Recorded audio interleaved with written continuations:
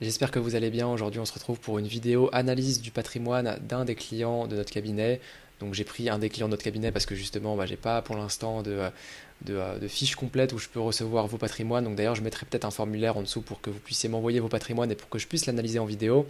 Ça peut être très intéressant. En attendant, on a pris le cas d'un de nos clients, voir qu'il a un patrimoine très complet, très divers et varié. Donc, on va voir plein de choses à dire. Ça va être très intéressant. On va voir l'activité, donc globalement son activité professionnelle par rapport à sa rémunération. On va voir également sa fiscalité, sa pression fiscale. On va voir comment est-ce qu'il peut optimiser toute sa gestion patrimoniale, que ce soit sur ses assurances vie, que ce soit également sur son PEA, sur son compte titre, bref, le financier, l'immobilier, la fiscalité également. On verra aussi la transmission, parce qu'il a des objectifs de transmission. Bref, on va tout voir. Et puis je vous propose qu'on commence directement. Donc au niveau du profil, on est sur un chirurgien dentiste qui a 56 ans, qui exerce en libéral. Tu es installé depuis 2002, donc soit 24 ans d'exercice, et tu envisages de lever le pied vers 64-65 ans, et ça on en avait parlé. Tu m'avais dit justement que tu avais un horizon de temps qui était globalement entre 8 et 9 ans, parce que tu souhaites déjà commencer à penser à la cession de ton activité et à la cession de ta patientèle et de ton activité, de ta société, etc. Tu es en couple, marié sous le régime de la communauté réduite aux acquets, donc la communauté légale, avec deux enfants majeurs qui sont encore à charge. Et là aussi, ça va être important. Pourquoi? Parce que ils sont encore à charge, donc on peut encore profiter des parts fiscales pour pouvoir pour diminuer l'impôt sur le revenu. Mais ça va pas être forcément, enfin, ça sera plus le cas dans quelques années, ce qui fait que dans tes objectifs, on le verra juste après, que tu as notamment des enjeux d'optimisation fiscale et pour baisser, on va dire, ta pression fiscale. Au niveau de ton activité professionnelle, donc tu exerces au sein d'une CELARL, donc une société d'exercice libéral à responsabilité limitée, donc la structure faite pour les professions libérales, dont tu es le gérant majoritaire via ta holding, donc une SPFPL, donc une société de participation financière pour les professions libérales. Là aussi, c'est fait pour les professions libérales. Ensuite, un capital social donc de la CELARL de 20 000 euros, un chiffre d'affaires du cabinet de l'ordre de 750 000 euros. Alors, j'ai arrondir parce que forcément, les chiffres ils sont beaucoup plus précis que ça. Sinon, avec 290 000 euros de bénéfices nets après impôt sur les sociétés, une rémunération gérance de 70 000 euros net par an et un dividende distribué de à peu près 20 000 euros par an. Là aussi, ça varie. Et c'est quelque chose qu'on va voir qui est très important, notamment sur la rémunération dividende. En tant que gérant majoritaire de CELAR, donc la fraction des dividendes qui dépasse 10% du capital social, soit au-delà de 2000 euros dans ce cas-ci, on est soumis aux cotisations sociales TNS, et c'est seule la part inférieure à ce seuil, donc aux 2000 euros, qui est soumise à la flat tax. Ce qui fait qu'au-dessus de 2000 euros, ça va vraiment pas être intéressant de te verser des dividendes parce que tu vas payer. Déjà, tu payes l'impôt sur les sociétés, tu vas payer les cotisations sociales TNS et tu vas payer l'impôt sur le revenu derrière. Ce qui fait que c'est vraiment pas viable. Hop, je te montre rapidement ce que ça donne pour un bénéfice de 100 000 euros avant IS. Donc tu vas payer l'IS donc entre 15 et 25%. Ensuite, tu vas payer les cotisations TNS plus l'impôt sur le revenu pour tout ce qui est au-dessus de 10% du capital social. Et donc dans ton cas, en fait, tu vas te retrouver avec un net dans la poche d'à peu près 33 000 euros. Et donc là, c'est vraiment pas intéressant parce que tu vois que là, en fait, on te prend quasiment deux tiers. On te prend deux tiers de ton bénéfice. Donc ça, c'est quelque chose vraiment à supprimer et on va voir juste après comment optimiser ça. Pour l'instant, je reviens ici, on verra le reste après. Donc les murs du cabinet sont détenus via une SCI soumise à l'IS. Les loyers versés par la CELARL couvrent l'échéance de l'emprunt de la SCI. Ça, c'est quelque chose de très intelligent à faire, notamment pour toutes les professions libérales, pour les entrepreneurs même, qui ont en fait des locaux, des bureaux. Vous pouvez acheter vos bureaux via une SCI qui va être détenue par vous et votre holding.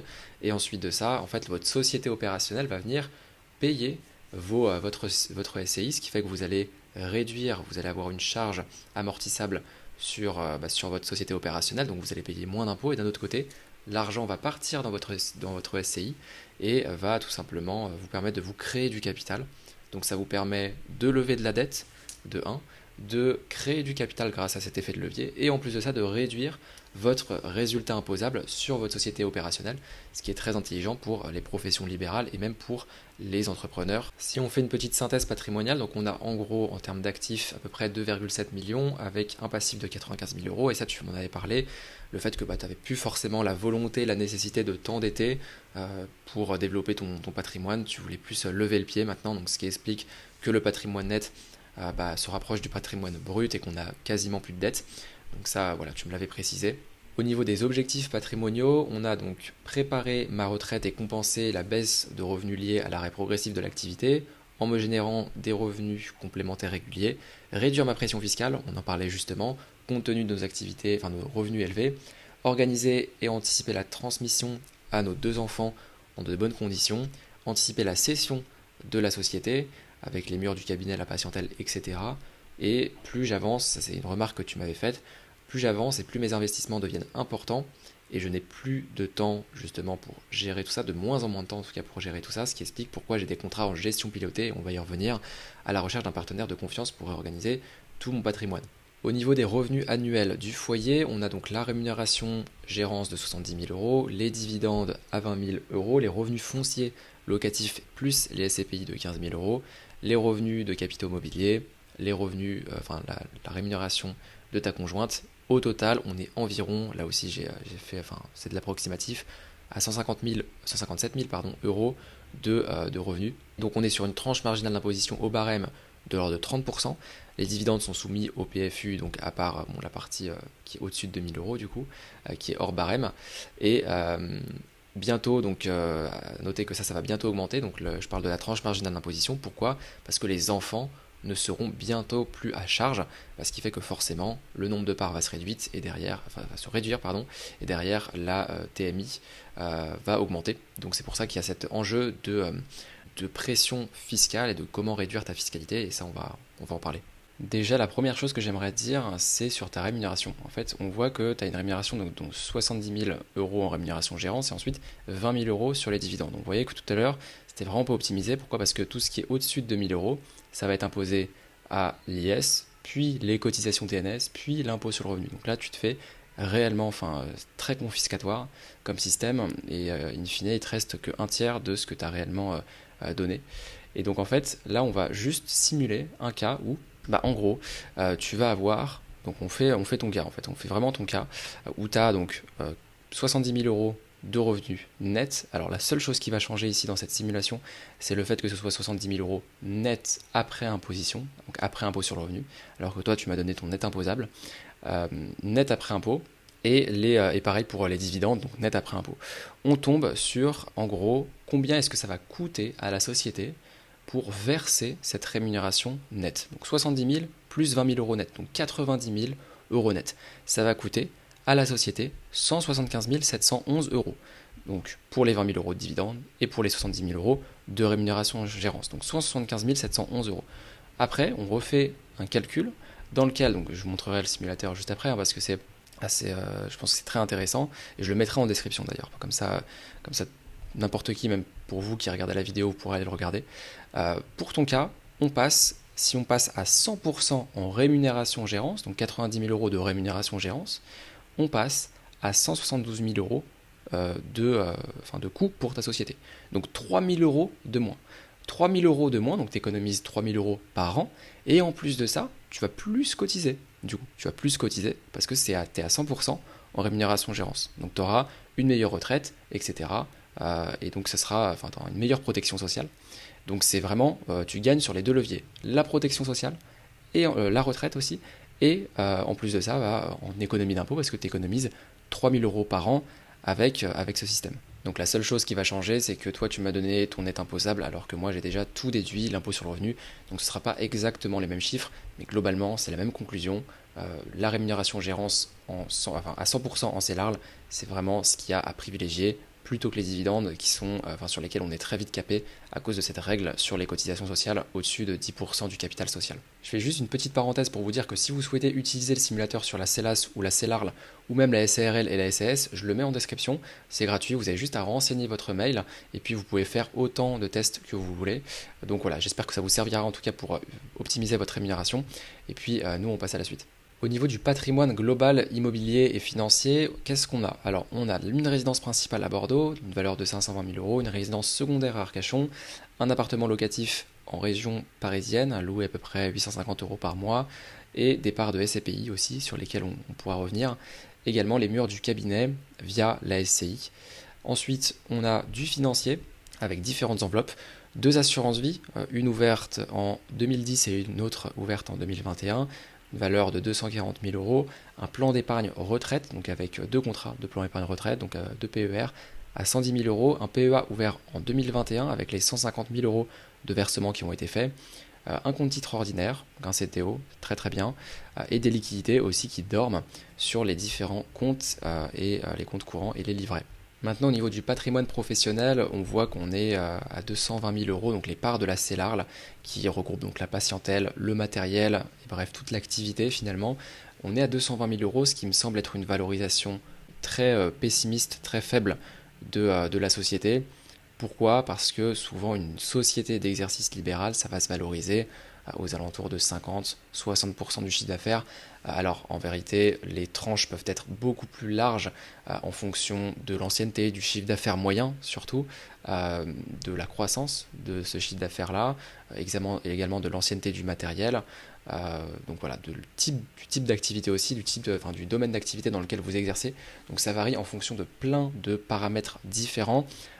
Mais là, en l'occurrence, on tombe à peu près à 30% du chiffre d'affaires, ce qui me paraît être une estimation très faible. Et on en avait parlé justement, c'est quelque chose qui devra être revu parce que la valorisation a été faite il y a déjà quelques temps. Donc c'est quelque chose qui devra être retraité du coup.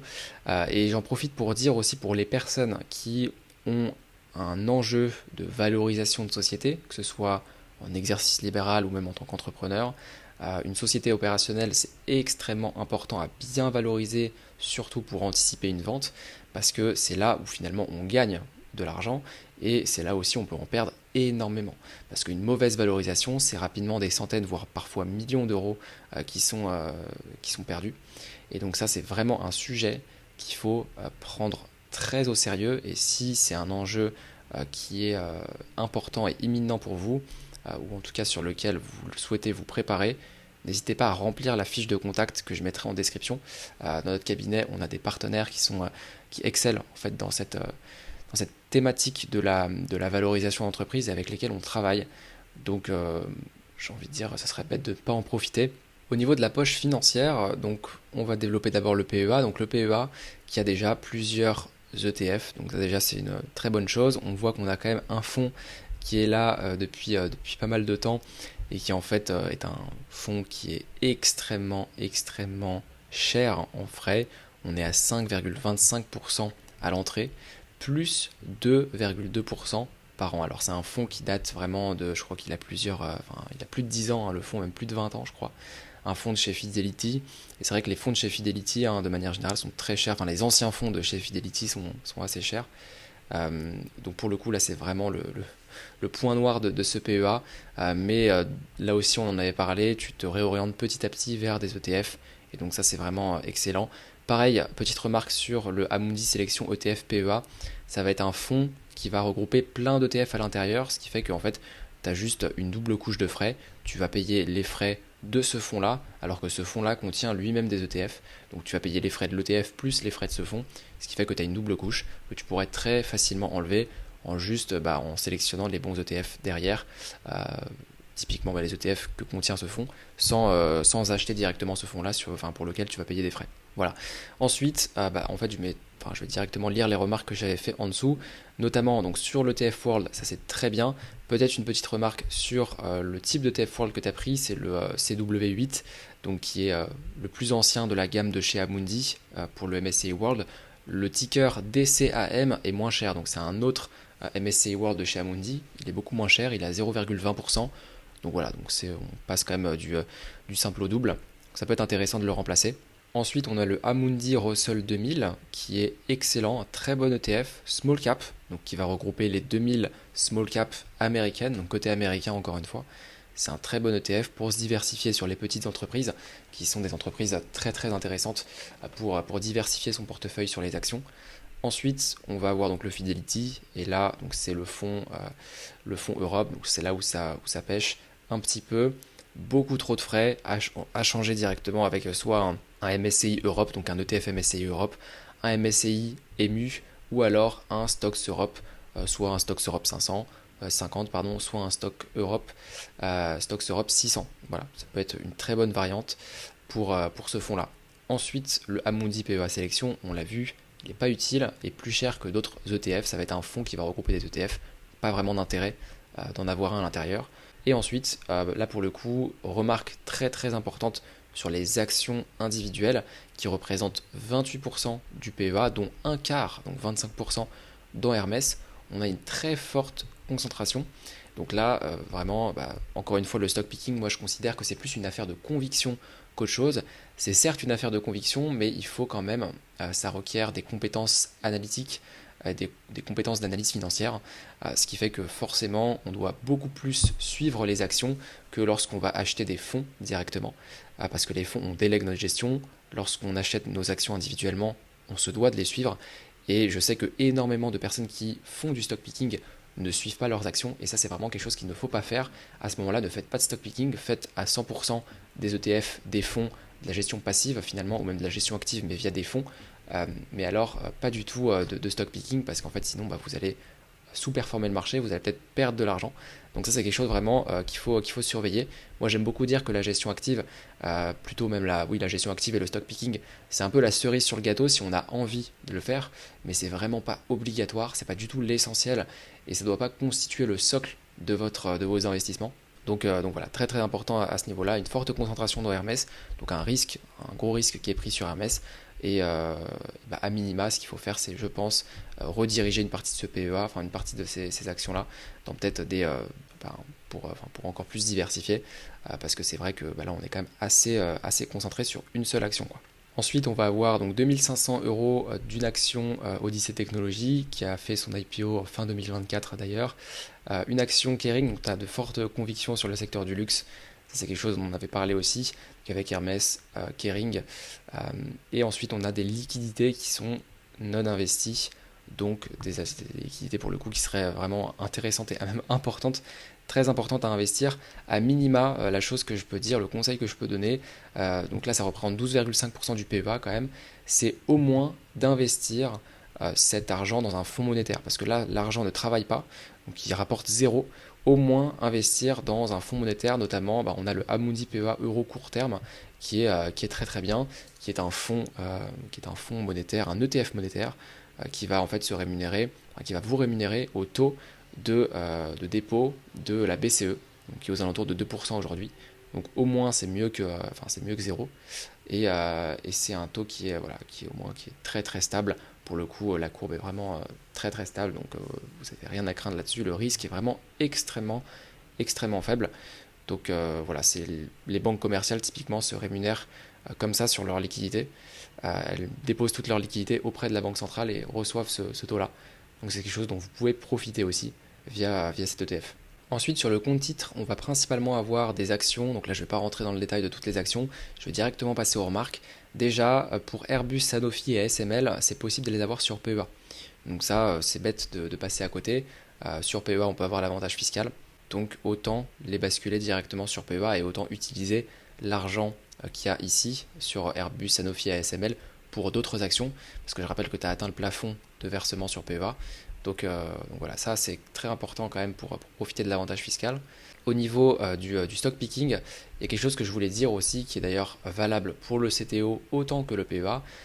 Donc c'est raisonnable, le stock picking est raisonnable par rapport au patrimoine, ça représente à peu près 2,5%, mais le rapport, il faut toujours réfléchir aussi en termes de ratio rentabilité par rapport au temps que vous investissez.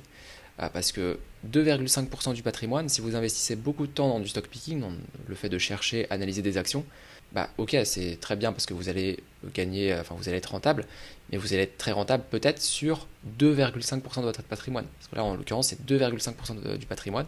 Et là, dans ton cas, c'est vraiment pas intéressant parce que, en fait, si tu passes beaucoup de temps à faire du stock picking, tu vas peut-être gagner sur ces 2,5%, mais derrière, le plus important, c'est les 97,5% qui restent, et c'est le levier principal sur lequel il faut jouer.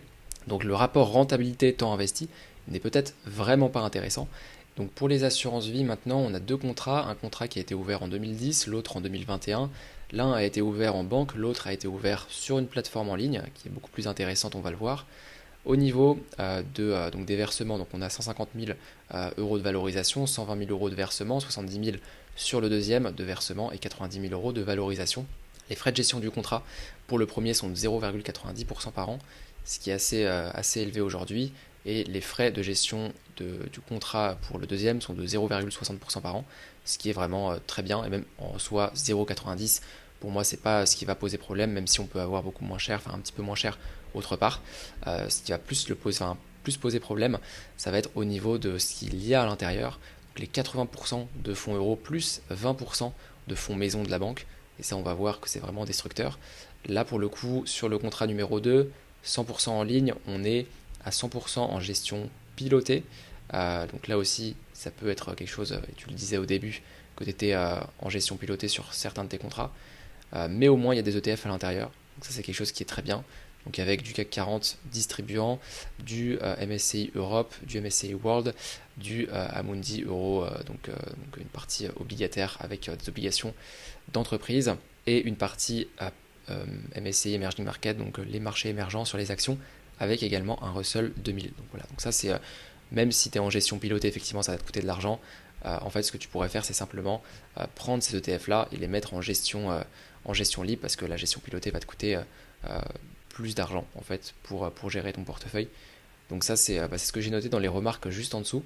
Donc déjà, la première remarque universelle sur les deux contrats, c'est de petit à petit venir ajouter progressivement une partie défensive au portefeuille pour qu'il soit de plus en plus résilient à mesure qu'on se rapproche de la retraite. Donc là, pour le coup, la partie fonds euro, elle correspond tout à fait à ça, mais en fait, c'est pas du tout un... Enfin, c'est une partie défensive le fonds euro, mais moi je considère que c'est plus une perte d'argent qu'autre chose, parce que les fonds euros sont vraiment pas rémunérateurs, et en plus de ça, on peut avoir, même si le risque est vraiment très faible, on peut avoir des placements qui sont peut-être un tout petit peu plus risqués, mais vraiment qui vont être très très défensifs aussi, hein, mais qui par contre vont rapporter plus en termes de rendement. Donc c'est pour ça que moi je trouve que dans la plupart du temps, le fonds euro, c'est vraiment pas quelque chose à privilégier. Et ensuite les fonds maison, donc là pour le coup c'est quelque chose qu'il faut forcément changer. Mais ce que je veux dire de manière générale, c'est que tu as un horizon de temps de 8 à 9 ans, ce qui fait que plus on va se rapprocher de la retraite, plus il va falloir constituer une partie défensive dans le portefeuille pour vraiment qu'il soit de plus en plus résilient, plus stable, moins rentable aussi malheureusement, mais finalement le capital, enfin, tu l'as aujourd'hui le capital, donc tu n'as plus besoin d'avoir une grosse croissance, et ça on en parlait aussi. Ton patrimoine est déjà très bien développé. Donc ce qu'il faut plus développer maintenant, c'est cette partie, la question qu'il faut se poser, c'est plus comment est-ce que je vais préserver ce capital-là, comment est-ce que je vais préserver ce patrimoine. Et donc ça, plus tu vas avancer dans ton horizon de temps, plus il va falloir développer une partie défensive là-dessus, donc des obligations, de la performance absolue avec de la gestion alternative, des SCPI pourquoi pas, et voilà. Pour le contrat en banque, donc en gestion pilotée, ce qu'il faut évidemment faire pour moi, c'est éviter en fait cette gestion pilotée à cause des frais, parce que, donc oui, c'est vrai que je ne l'ai pas dit là, mais là c'est de la gestion pilotée. À éviter à cause des frais, parce que c'est une surcouche de frais, encore une fois. Déjà que on a 80% qui est en fonds euros qui sont inutiles, parce qu'il y a des frais de gestion qui sont élevés sur le fonds euro, et en plus de ça, ça rapporte rien. En plus de ça, à côté, on a le fait que on a les 20% de fonds maison qui vont également gratter énormément de frais. Donc franchement, là pour le coup, c'est vraiment le type de contrat que je vois assez souvent dans le cabinet, et qui est vraiment destructeur, parce qu'on a des frais de contrat, des frais d'entrée, c'est vrai que je ne les ai pas mis, hein, mais on a des frais d'entrée, des frais de contrat. On a également donc des frais de produits qui sont dévastateurs, des frais de gestion pilotée, bref, en plus de ça des frais d'arbitrage, etc. si vous arbitrez souvent. Donc c'est vraiment destructeur, et on peut se retrouver très facilement avec un contrat qui est stable sur 10-15 ans, voire parfois un contrat sur lequel vous avez perdu de l'argent. Donc ça c'est vraiment quelque chose sur lequel il faut vraiment faire attention. Et concernant les fonds maison ici, donc attention aux frais, dans 90% des cas, ils ne sont pas justifiés car la performance est en dessous des indices. Donc c'est vrai que j'ai pas mis les fonds ici sur lesquels il était positionné, mais c'est des fonds vraiment classiques, hein, des grandes banques, des grands établissements traditionnels, sur lesquels vous allez avoir parfois 2-3% de frais annuels de gestion, en plus des frais d'entrée, et qui n'ont vraiment pas une performance qui est bonne, ce qui fait qu'on va avoir une performance en dessous des indices, et en plus de ça, c'est beaucoup plus cher. Donc là, vous perdez vraiment sur les deux leviers, vous perdez sur la performance et vous perdez sur les frais. Donc là, c'est vraiment pas bon. Le contrat numéro 2 en gestion pilotée, donc lui, il est beaucoup mieux parce que c'est un contrat en ligne, hein, déjà, donc on n'a pas tout ce qui est fonds euros, fonds maison, etc. on va avoir des ETF dans la gestion pilotée, ce qui est très bien. Par contre, effectivement, on reste sur une gestion pilotée, donc si possible, il faut éviter ça. Donc ça, c'est quelque chose de toute façon qu'on a mis en place hein, quand tu es rentré dans le cabinet. Mais globalement, voilà, c'est vraiment quelque chose à éviter. Aussi, ce que j'ai à dire, c'est qu'on a une redondance au niveau des ETF, un MSCI Europe avec un MSCI World avec un CAC 40. Honnêtement, le MSCI World inclut déjà toute cette partie-là. Donc surtout le CAC 40 pour moi qui a vraiment pas d'utilité. À la limite, avoir un MSCI Europe et un MSCI World, pourquoi pas. Alors pourquoi ça serait utile? Pour moi, c'est pas vraiment utile, mais à la limite, ce qui peut justifier d'avoir les deux, c'est le fait qu'on veuille plus surpondérer l'Europe par rapport aux États-Unis, parce que les États-Unis, c'est à peu près 70% du MSCI World. Donc si on veut un peu plus pondérer l'Europe, qui est déjà incluse dans le MSCI World, bah, on prend MSCI Europe en plus. Pour moi, ça n'a pas vraiment d'intérêt, parce qu'il est déjà inclus dedans. Ensuite, pour l'assurance vie, au niveau, ça je voulais vous montrer quelque chose qui est important, c'est au niveau des assurances vie en gestion pilotée que vous pouvez avoir. Là, je vous ai mis un screen d'une, il me semble que, je sais plus, je crois que c'est Linksea que j'ai pu prendre. C'est une des gestions pilotées de Linksea. On voit que sur le profil agressif, donc sur une des gestions pilotées de Linksea, sur le profil agressif, on a au bout de 5 ans 28% de performance. Vous voyez, au bout de 5 ans. Si on prend le MSCI World au bout de 5 ans, je crois qu'il a dû faire quelque chose comme peut-être plus 60%, 60-70% de performance en 5 ans, ces 5 dernières années là. Donc on voit que là, la gestion pilotée n'est vraiment pas bonne, déjà parce que les produits ne sont pas très très bons, mais en plus de ça, on a des frais de gestion pilotée qui sont importants, ce qui vient grignoter la performance globale. Donc maintenant, au niveau de la transmission, je reviens ici parce que c'est un de tes objectifs, hein, organiser et anticiper la transmission à nos 2 enfants dans de bonnes conditions.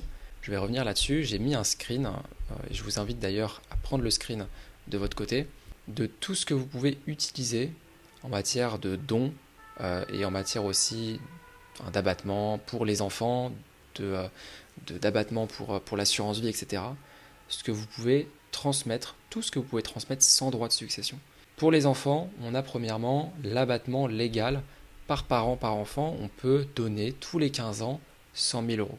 Voilà, ça c'est vraiment génial. Ça veut dire que là, ici, dans ton cas, 2 parents, 2 enfants, 400 000 euros peuvent être donnés tous les 15 ans. Ensuite, on va avoir le don familial, somme d'argent, autrement appelé aussi le don Sarkozy, qui va être utilisable tous les 15 ans avant 80 ans. Et pareil, par enfant, par parent, on peut donner jusqu'à 31 865 euros. Donc, qu'il est possible de cumuler avec l'abattement légal. Ensuite, on va avoir l'assurance vie avant 70 ans avec les 152 500 euros par bénéficiaire, pas forcément pour les enfants, hein, mais par bénéficiaire. Donc là aussi, on va jusqu'à 610 000 euros si on a donc 2 parents et 2 assurés et 2 enfants. 610 000 euros au décès, là pour le coup, c'est pas renouvelable. Et aussi, c'est par contre accumulé avec l'assurance vie après 70 ans, qui est de 30 500 euros par assuré. Donc on peut aller jusqu'à ici 71 000 euros, enfin 61 000 euros dans ton cas. Et ensuite, on a un don, et ça c'est le don pour l'achat de RP, de résidence principale, ou pour, je crois qu'on peut mettre aussi la rénovation d'un bâtiment, enfin d'une résidence principale. Si on donne 100 000 euros, on peut donner 100 000 euros, jusqu'à 100 000 euros par enfant pour qu'il s'achète un logement. Et donc là, ça peut vraiment être très intéressant. Donc pour résumer, si on prend 2 parents, un abattement, et 2 enfants, on se situe ici. Hop, je vais zoomer. On se situe ici, voilà. Donc, au niveau des 1 598 460 euros. Si on utilise 2 fois les abattements, voilà, parce que c'est tous les 15 ans que je parle des abattements ici, hop, on est à 2 125 920 euros. Donc voilà, donc là on peut transmettre, si on utilise 2 fois les abattements, plus de 2 millions d'euros, finalement quasiment la totalité de ton patrimoine, sans droit de succession. Et ça c'est extrêmement puissant. Donc là je l'ai mis ici, hein, jusqu'à 610 000 euros à transmettre pour les 2 enfants, donc 305 000 euros par parent pour les primes versées avant 70 ans pour l'assurance vie, possible de cumuler avec les versements après 70 ans, hein, donc pour l'assurance vie juste au-dessus, donc on a quand même une marge qui est assez forte. En tout cas pour toi, là on peut aller jusqu'à 305 000 euros, pour ta compagne, ça sera 305 000 euros aussi, et ensuite accumuler avec celui après, enfin les versements après 70 ans qui peuvent être utilisés aussi. J'aimerais bien parler de quelque chose qui est extrêmement important, qui est la clause bénéficiaire. La clause bénéficiaire, qu'est-ce que c'est? C'est la clause qui va régir toute la succession de l'assurance vie. Et elle est extrêmement importante. Elle est extrêmement importante pour une raison. Pourquoi? Parce que si elle n'est pas bien rédigée, si elle n'est pas précise, si elle n'est pas nette, eh bien, elle peut être, dans le pire des cas, elle peut être caduque. Et donc, les actifs peuvent être réintégrés à l'actif successoral et ne pas profiter des abattements. C'est pour ça que c'est très important de bien rédiger la clause bénéficiaire et surtout de la rédiger dans la direction des objectifs que vous avez. Là, je parle pour toi, mais je parle aussi pour les personnes qui regardent cette vidéo. Et donc, c'est vrai que c'est extrêmement important de bien la rédiger, déjà pour qu'elle soit nette et précise, pour qu'elle ne soit pas caduque, et en plus de ça, pour qu'elle soit, pour que vous puissiez payer le moins d'impôts à la succession possible, parce que vous pouvez faire plein de choses avec la clause bénéficiaire. Vous pouvez faire des clauses à tiroir, vous pouvez faire un démembrement de clause bénéficiaire pour encore plus payer encore moins de droits de succession. Donc c'est extrêmement important. Je mettrai la vidéo, j'ai fait une vidéo sur l'assurance vie qui est extrêmement complète, une véritable masterclass. Je vous conseille d'aller la voir. Dure certes plus d'une heure, mais honnêtement, vous allez apprendre plein de choses. Et notamment en termes d'économie d'impôt, au niveau des clauses à tiroir, on avait étudié un cas dans lequel 500 000 euros pouvaient être transmis sans aucun impôt, alors que si on utilisait la clause bénéficiaire traditionnelle qu'on revoit chez tous les établissements financiers, on aurait payé 50 000 euros. Donc 50 000 euros d'économie juste avec une clause bénéficiaire, juste avec quelques lignes, une rédaction simple dans la clause qui va être mentionnée. Donc c'est juste quelques mots magiques, j'ai envie de dire, peuvent vous faire économiser plusieurs dizaines de milliers d'euros. Donc profitez de ça, je mettrai la vidéo dans la description pour que vous puissiez la voir. Maintenant, si on passe au PER, donc on a deux contrats, un chez un assureur traditionnel, un autre en ligne. Donc c'est un peu la même configuration que l'assurance vie. 70 000 euros de valorisation chez l'assureur, 40 000 chez le nouveau. Des frais de gestion à 0,90% par an pour l'assureur traditionnel, 0,75% par an pour le nouveau. Moi, ça me semble être des frais de gestion qui sont corrects. Après, on peut avoir moins cher encore une fois, mais c'est assez correct. Encore une fois, la chose qui va être très importante à regarder, c'est ce qu'il y a à l'intérieur de ces contrats-là. Là, dans le premier assureur, on a 90% de fonds euros. Quelle belle surprise, j'ai envie de dire. Et 10% d'unités de compte. Donc finalement, là, on a un gros travail à faire. Un très gros travail à faire sur toute la réallocation finalement de ce PER. Le PER, c'est une enveloppe que vous pouvez transférer. Ça, c'est très important à savoir, c'est que vous pouvez la transférer. L'assurance vie, malheureusement, on ne peut pas la transférer. Le PER, on peut le transférer. Ce qui fait que si vous souhaitez réorganiser toute l'allocation de votre PER, vous pouvez dire merci, au revoir l'assureur. Vous allez vous déplacer votre enveloppe chez un nouvel assureur et vous refaites toute l'allocation. Nous, c'est ce qu'on fait avec parfois certains de nos clients qui viennent nous voir, qui ont des PER qui sont assez chargés en termes de frais, qui ont plein de fonds euros, qui sont très chargés en frais, ou alors même des fonds maison chez des assureurs traditionnels. Ce qu'on fait, c'est qu'on déplace tout simplement le PER chez un nouvel assureur, on refait l'allocation au complet pour que ce soit beaucoup moins cher et surtout que ce soit beaucoup plus performant derrière pour que l'épargne travaille beaucoup mieux. Donc ensuite, ce que tu as donc au niveau du deuxième PER, on est 100% en gestion pilotée là aussi, comme l'assurance vie, en unité de compte, donc avec des ETF, donc là aussi MSCI ACWI, donc là ça va comprendre les marchés émergents plus les marchés développés, ce qui est un très bon ETF, un MSCI EMU, un MSCI Emerging Market, et ensuite on va avoir un ETF qui va être corporate bond, donc des obligations d'entreprises européennes, qui est un très bon ETF aussi. Ce qu'on peut faire, c'est prendre un ETF qui est high yield. High yield, ça veut dire quoi? Ça veut dire à haut rendement.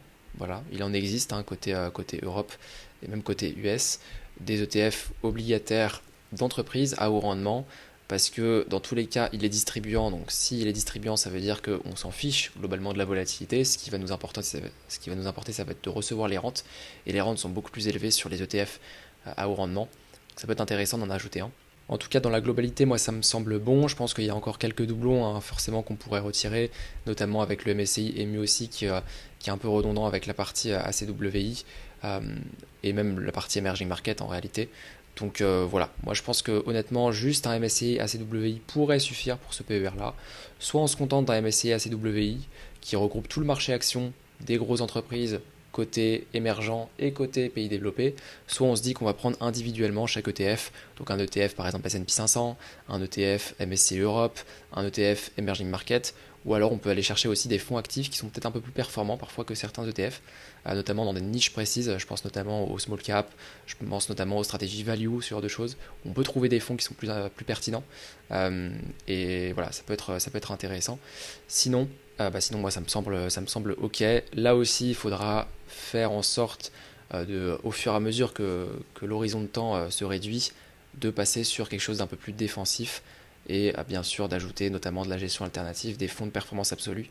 Les fonds de performance absolue, qu'est-ce que c'est? C'est les fonds qui vont avoir pour objectif de ressortir avec une performance positive, quelle que soit la période économique. Donc ça vous permet d'avoir une forme de stabilité, d'être assez décorrélé des marchés, parce que parfois quand les marchés font moins 20% une année, je pense notamment à 2022, ça peut être difficile parfois d'encaisser cette perte sur un gros patrimoine. Avoir des fonds de performance absolue permet d'éviter ça. Et par exemple en 2022, on a certains fonds qu'on a chez Vassal Capital qui ont fait parfois plus de 3%, ou même parfois plus 15% pour certains des meilleurs fonds de performance absolue que vous pouvez avoir dans des assurances vie françaises, hein. Donc ça permet de compenser les pertes que vous pouvez avoir. Par contre, c'est des fonds qui vont effectivement sur le long terme avoir des performances qui vont être un peu plus réduites par rapport aux ETF classiques.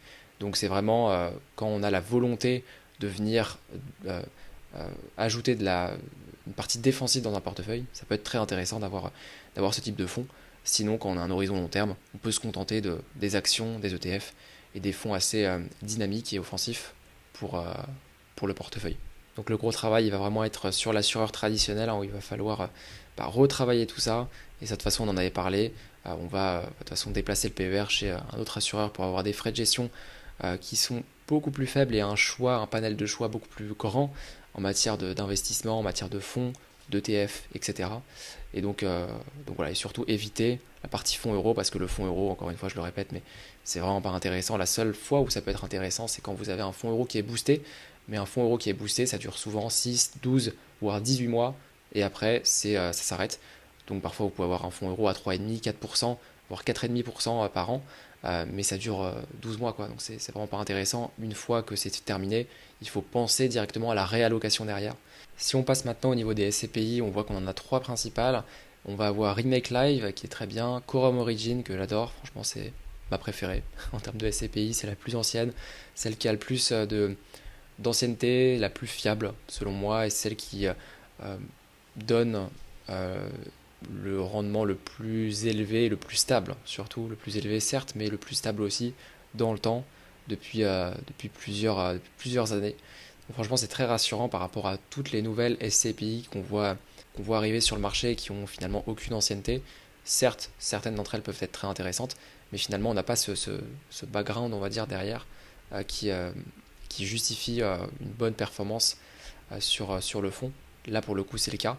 Et ensuite, on va avoir Primopierre. Primopierre, pour le coup, qui est une très mauvaise SCPI. Parce que on l'a vu très concentré notamment dans l'immobilier de bureau en Ile-de-France. On a vu ce qui s'est passé durant 2021-2022 avec l'immobilier de bureau qui s'est complètement cassé la figure, et notamment en Ile-de-France et notamment à la Défense. Donc ils sont très concentrés là-bas. C'est vraiment une posture assez stratégique qu'ils ont à la Défense. Le truc, c'est que qui dit concentration dit forcément si le marché se casse la figure, en fait toute la SCPI Primopierre va se casser la figure. C'est ce qui s'est passé. Donc voilà, plutôt privilégier des SCPI très diversifiés, hein, comme Quorum, qui sont vraiment très bien. Remake Live aussi qui est très bien aussi. Attention aussi aux frais à l'entrée et aux frais de gestion. Alors à noter que les frais de gestion ici, c'est pas sur le capital, hein, vous vous doutez bien, c'est sur les loyers. C'est les frais de gestion sur les loyers. Je préfère aussi mettre un petit disclaimer là-dessus, c'est que les SCPI qui font vraiment la promotion et du marketing sur les frais d'entrée à zéro, attention derrière aux frais de gestion, parce que là on voit par exemple Remake Live à 0% de frais d'entrée, certes, mais ils ont 18% par an de frais de gestion, donc voilà, ils sont plus élevés que la plupart des frais de gestion des autres SCPI. Donc ça c'est un calcul à faire globalement, quel impact sur le rendement que vous allez avoir. Plus vous avez un horizon de temps long terme, plus les frais de gestion vont venir empiéter votre performance, et en fait une SCPI à 0% de frais mais à 18% par an de frais de gestion peut être plus cher qu'une SCPI comme Quorum, ça dépend vraiment de votre horizon de temps. Donc voilà, mais globalement, moi, au niveau des SCPI, je trouve ça bien, à part Primopierre du coup qui a changé honnêtement, parce que forte concentration et fort risque en Île-de-France sur l'immobilier de bureau. Donc maintenant au niveau des liquidités, donc j'avais mis 65 000 euros, je m'étais trompé, c'était 115 000, j'ai oublié certains livrets. Donc on est sur un livret A à 25 000 euros, donc le plafond atteint, il n'y a que les intérêts qui tournent. Pareil pour le LDDS BNP, pareil pour du coup ensuite on a un compte courant BNP et aussi un compte courant Crédit Agricole avec 29 000 euros. Et on a un CSL BNP Paribas. Donc un CSL, quel que c'est un compte sur livret, donc c'est un compte sur livret qui est donné par la banque. Donc c'est pas réglementé derrière. C'est pas un réglementé, enfin je veux dire c'est pas réglementé par l'État. Le taux n'est pas réglementé par l'État. Et au niveau des besoins, on a 50 000 euros de besoins en termes d'épargne de précaution. Ce qui veut dire que tout ce qui est au-dessus de l'épargne de précaution, et ça je vous invite vraiment à faire cet exercice aussi, c'est de vous dire, ok, quelle est l'épargne court terme dont j'ai besoin et quelle est l'épargne dont j'ai pas besoin à court terme. Et toute l'épargne dont vous n'avez pas besoin à court terme, c'est une épargne qui peut être investie en fait. C'est une épargne qui peut être investie à moyen ou long terme. Et donc là, vous pouvez directement faire travailler cet argent-là sur des enveloppes. Et donc là, on pourrait avoir 65 000 euros finalement qui pourraient travailler sur une enveloppe comme, je sais pas, ça pourrait travailler sur un PEA, sur un PEA pour le coup parce qu'il est rempli, mais sur une assurance vie typiquement, ça pourrait être très intéressant, un compte titre, enfin bref, vraiment compléter les enveloppes qui sont intéressantes en termes de produits, en termes de rendement, parce que vous pourrez amplifier encore une fois votre patrimoine. Alors là, l'objectif, c'est pas forcément de développer encore une fois le patrimoine, mais au moins de ne pas subir l'inflation. Si vous êtes dans une dynamique de préserver votre capital et pas de le faire croître, de ne pas subir l'inflation. Et donc là, malheureusement, ces 65 000 euros subissent l'inflation de plein fouet et c'est pas voulu parce que c'est pas de l'épargne de précaution. Donc pour moi, il faut vraiment rediriger cette épargne-là vers des actifs défensifs, notamment sur assurance vie. Ça pourrait être, typiquement, on en parlait, de la gestion alternative avec des fonds de performance absolue qui donnent une performance régulière, quelle que soit la période économique. Au niveau des passifs, on voit qu'on a donc 95 000 euros en tout avec l'appartement locatif et la SCI. Donc on voit qu'on a très peu de passifs par rapport à la totalité du patrimoine et ça c'est en totale cohérence avec le fait que tu veuilles vraiment préserver ton patrimoine et tu n'es plus dans une dynamique de développer ton patrimoine.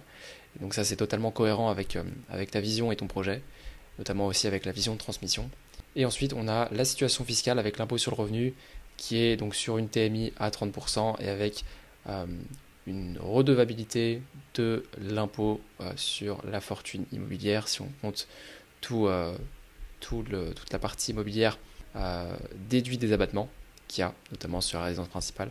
Et voilà. Ensuite, au niveau des enveloppes et de tes convictions, tu as en gros deux choses. Premièrement, le PER, donc tu prévois de débloquer le PER en capital, faire une sortie en capital au moment de la retraite. Et ça c'est très important, très intéressant de dire aussi que il faut débloquer son capital, enfin son PER en capital. Ne faites pas une sortie en rente, s'il vous plaît, la sortie en rente ça va vous crever. C'est souvent l'assureur, c'est très souvent l'assureur qui est gagnant dans 99% des cas, parce qu'ils font en sorte de vous verser une rente de manière à ce que, en fonction de l'âge moyen du décès de la personne, en fait vous allez recevoir une rente qui va être inférieure. Si on totalise et on fait la somme des rentes que vous allez recevoir, ça sera inférieur à la totalité de votre capital qu'il y avait sur votre PER. Pour le PEA, tu souhaites également le débloquer progressivement pour ta retraite. Là aussi, ça peut être très intéressant parce que là, il y a encore 8-9 ans d'horizon de temps devant toi, donc c'est très bien. Ça te laisse le temps de développer ton PEA parce que le PEA, c'est principalement des actions. Les actions sont très dynamiques, donc c'est ce qui rapporte le plus de rendement, mais derrière, c'est aussi ce qui est le plus volatile. Donc il faut avoir un horizon de temps élevé pour investir dans le PEA. 8-9 ans, ça me paraît être bien. Et petit à petit, tu pourras effectivement le débloquer à la retraite, laisser l'argent dans les assurances vie pour la transmission. Et tout ce qui est en fait ne dispose pas d'avantages successoral, finalement c'est toi qui vas venir le consommer. Et là, ça peut aussi être vraiment pertinent là-dessus. En conclusion, si on doit conclure sur tout ça, au niveau de l'assurance vie, il faut absolument passer en gestion libre. Ça c'est vraiment très important, passer en gestion libre, parce que la gestion pilotée, ça prend des frais. Il faut réorganiser les allocations, donc sélectionner des meilleurs produits pour maximiser le rendement par rapport au niveau de risque, encore une fois, et minimiser les frais des supports. Ce qu'on fait chez Vassel Capital, typiquement notre cabinet, c'est quand on a des indices, des fonds actifs qui sont plus chers en termes de frais, mais qui viennent surperformer le marché, on les prend. Par contre, quand on ne trouve aucun fonds actif qui viennent surperformer un marché, on prend des ETF Smart Beta, des ETF classiques, pour venir composer et compléter le portefeuille. On fait vraiment cet arbitrage-là de manière assez permanente pour confectionner vraiment un portefeuille sur mesure. Et pour le coup, même si c'est assez rare de trouver des fonds actifs qui viennent surperformer les indices, parfois on en a sur certains marchés, pas sur les marchés les plus gros, notamment les marchés américains, ça va être très très compliqué d'en trouver, mais typiquement des marchés assez de niche pour venir compléter un portefeuille, ça peut vraiment être très pertinent.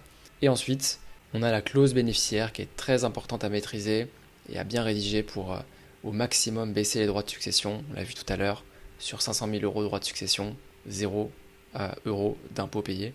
Donc voilà, pour l'assurance vie, pour le PEA et le compte titre, réorganiser l'allocation pour éviter les frais inutiles, notamment le fonds Fidelity, comme on avait vu, le Amundi Sélection PEA aussi. Attention à la concentration ligne par ligne sur PEA, avec donc 25% du PEA sur Hermès notamment, en stock picking, et aussi réfléchir de manière générale, donc sur le PEA et le stock picking d'ailleurs, à l'attention portée au stock picking. Est-ce que, en gros la question qu'il faut te poser, c'est est-ce que le temps passé vaut le coup pour seulement 2,5% du patrimoine total. Voilà, toujours réfléchir au niveau patrimonial, c'est vraiment très important. Pour la partie professionnelle, il faut utiliser la holding pour investir, contrat de capitalisation ou compte titre. Le contrat de capitalisation pour moi est à préférer par rapport au compte titre. Le compte titre pour le coup est très intéressant quand on veut faire du stock picking justement, mais quand on veut faire que du stock picking. Sinon, le contrat de capitalisation est meilleur parce que la fiscalité est meilleure. Et donc honnêtement, c'est vraiment, enfin vous avez tout à y gagner sur le contrat de capitalisation. J'avais fait un exemple sur une de mes vidéos, comment investir en tant qu'entrepreneur, vous pouvez la voir d'ailleurs, sur le comparatif entre le contrat de capitalisation, la fiscalité du contrat de capitalisation en personne morale et la fiscalité du contrat du compte titre en personne morale aussi. On voit que le contrat de capitalisation est plus intéressant. Donc utiliser la holding pour investir, remonter la trésorerie, etc. Avec le régime mère-fille en dividende, c'est vraiment la base. Et voilà, ensuite bien valoriser le cabinet avant de le vendre. Et ça c'est essentiel, c'est vraiment essentiel. Honnêtement, voilà, là je parle aussi à tous les entrepreneurs qui ont une société. Valorisez votre société avant de la vendre. Enfin, prenez le temps vraiment de consulter des experts à ce sujet-là. Nous, chez Vassal Capital, justement, on utilise, on a des partenaires avec qui on travaille sur notamment certains dossiers clients et des entrepreneurs qui sont en phase de cession et qui sont en train de revendre leur société et justement qui cherchent le bon prix, qui valorisent parfois on a l'exemple de clients qui sont allés chez plein de cabinets pour valoriser leur société. Nous, ce qu'on fait, en gros, c'est on est partenaire avec des personnes et avec des experts à ce sujet-là. Et une fois derrière que la session est réalisée, on va venir placer le produit de cession sur des contrats spécifiques. En tout cas, voilà, prenez le temps de valoriser votre société avant de la vendre. C'est essentiel et c'est un peu la finalité c'est la finalité d'un entrepreneur ou c'est la finalité finalement de votre projet. Donc pour moi c'est essentiel. Ensuite au niveau du patrimoine immobilier, moi j'ai une question et ça de toute façon, je mets quand même la question même si on l'avait vu de toute façon ensemble, c'est est-ce que le studio a pour objectif d'être vendu ou pas? Donc la réponse de toute façon était non. Pourquoi? Parce qu'il y a les enfants qui pourront justement utiliser le studio. Plus le capital est remboursé, plus il est intéressant de passer sur du financier car l'effet de levier diminue progressivement. Et ça je le dis pour vous qui regardez la vidéo, plus vous avez un capital qui est remboursé, moins votre rendement et votre rentabilité devient intéressante parce que votre effet de levier en fait mécaniquement il diminue, ce qui fait que c'est moins intéressant. Et donc à ce moment-là, ça vaut le coup de se dire ok, j'ai remboursé une bonne partie du capital, est-ce qu'il ne faudrait pas passer du financier, de l'immobilier pardon, au financier, donc passer de l'actif immobilier à l'actif financier. Et là je vous montre une image juste en dessous qui est selon moi extrêmement pertinente, qui montre la répartition de la fortune en fonction de la fortune, en gros, en fonction du degré de fortune. Plus vous êtes fortuné, plus vous allez avoir d'actifs financiers. Vous voyez ici, ceux qui sont par exemple au-dessus de 2 millions d'euros de fortune, en fait principalement leur fortune va être composée d'actifs financiers. Au contraire, plus on va être dans la tranche médiane, en fait, aux alentours des 100 000, 150 000 euros, 200 000 euros, plus ça va être l'immobilier qui va prendre de l'ampleur. Pourquoi? Parce que on a souvent la résidence principale qui prend une grosse partie du patrimoine immobilier et du patrimoine global. Mais ce qu'il faut savoir aussi, c'est parce qu'on a l'effet de levier en France qui est extrêmement intéressant, ce qui fait que l'immobilier, on peut très facilement le développer quand on a l'occasion quand on a l'accès au crédit finalement. Mais plus on avance dans l'immobilier, plus on a de contraintes. Il faut savoir que l'immobilier est beaucoup plus taxé que le financier. Il faut savoir aussi que c'est une galère à gérer, hein, en termes de gestion, c'est beaucoup plus complexe, c'est beaucoup plus chronophage, alors que le financier finalement, ça n'a pas ces contraintes-là, ça a des contraintes fiscales qui sont moins confiscatoires, ça a des contraintes de gestion qui sont moins fortes, ce qui fait que finalement vous pouvez gérer 10 millions d'euros, si je prends un exemple extrême, hein, mais 10 millions d'immobilier, ça va être beaucoup plus difficile à gérer que 10 millions de financiers. 10 millions de financiers, vous pouvez vraiment le gérer très très facilement, là où 10 millions d'immobilier, ça va être un peu plus complexe, quoi. Donc voilà, c'est fini pour cette vidéo, j'espère qu'elle vous aura plu. N'hésitez pas à me faire vos retours en commentaire, c'est vrai que pour ce cas spécifique, j'avais pris le cas d'un de nos clients, mais peut-être que plus tard, je mettrai un formulaire pour que vous puissiez, pour que je puisse analyser votre patrimoine directement, je pense que ça peut être très intéressant. Je vais vous mettre le simulateur de la CELARL, CELAS, SARL et SAS pour la rémunération pour profession libérale ou pour entrepreneur directement en description. Voilà, comme je vous l'ai dit, vous avez juste à renseigner votre adresse email et vous pouvez y avoir accès gratuitement. Si vous avez des enjeux en matière de rémunération, en matière de gestion patrimoniale, que ce soit de fiscalité, d'investissement, de financier, etc., ou même de valorisation d'entreprise, on en parlait, hein, n'hésitez pas à nous contacter, je mettrai une fiche de contact pour notre cabinet juste en dessous. Nous, c'est des problématiques qu'on a l'habitude de traiter, donc franchement, voilà, n'hésitez pas à remplir cette fiche de contact pour que on puisse échanger sur ce sujet. Moi, je vous dis à la prochaine et puis passez une bonne journée. Ciao.